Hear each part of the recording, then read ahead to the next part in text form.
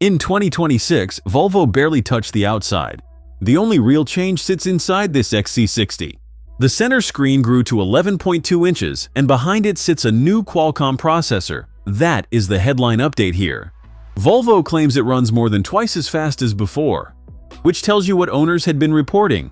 That complaint has a name on the owner forms, and I will come back to it inside this car. Subscribe and you get the version of this car the brochure leaves out, including the part that worries owners. Underneath, nothing moved. The body is 9 years old now, and still the best-selling car Volvo makes. This one wears the Black Edition pack, so gloss black replaces the chrome, right down to the badge itself. The face is lifted from the larger XC90, then darkened until the whole nose reads as one dark panel. The headlights keep the hammer-shaped running lights unchanged because that signature still does the work. The grille is where the pack shows, gloss black slats, a blacked-out badge, and the camera hidden inside it. Nothing on the tailgate says which engine this is because the badges were deleted before it reached the floor. So here is what this actually is: a 2-liter 4-cylinder, a plug-in battery, and a combined 455 horsepower. That is enough for 60 miles an hour in 4.9 seconds. In a family SUV that weighs nearly 5,000 pounds with the battery aboard. Numbers like that used to need 8 cylinders. Inside is where the money went, and the first thing you meet is nappa leather stretched over the door tops. But the screen is the whole reason this update exists at all.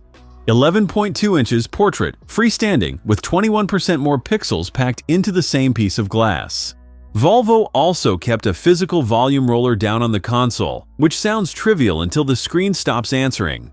Because that is the fault I promised you. Volvo publishes the fix on its own support site. Hold the home button down for 20 seconds until the display restarts itself. A frozen center screen has followed these cars for years, and owners still ask about it under almost every review online. So a faster processor is not a spec sheet flourish here. It is the answer to the complaint. Google is built in rather than borrowed, so Maps, Assistant, and the Play Store run natively without a phone plugged in at all. Car settings live in there too, from the drive modes to the battery hold function for a highway run. Apple CarPlay and Android Auto both sit in the app tray, which brings me to the one thing unfixed. CarPlay here still wants a cable, which on a car sitting at this level feels overdue. The EX30 and the X90 both got wireless CarPlay as standard. This one still did not. That is the note the comments keep hitting. Everything else answers on the very first tap. These are the ventilated nappa seats with massage built into both fronts. Volvo charges extra for both, and on this European demo car, the dealer ticked almost every one of those boxes, including the crystal gear selector cut in Sweden, and the panoramic roof, which does more for the back seats than any trim choice. Volvo quotes 17.1 cubic feet back here, and a charging cable tells you which XC60 this is. This is the T8 plug-in hybrid, and that badge carries baggage no other Volvo does.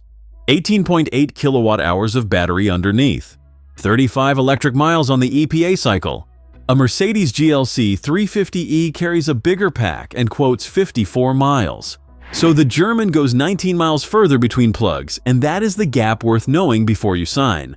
Then there is the fear itself. In 2025, Volvo recalled about 73,000 plug-in hybrids. Owners were told to stop charging, but every affected car was built before 2023, not this one. In America, just over $72,000.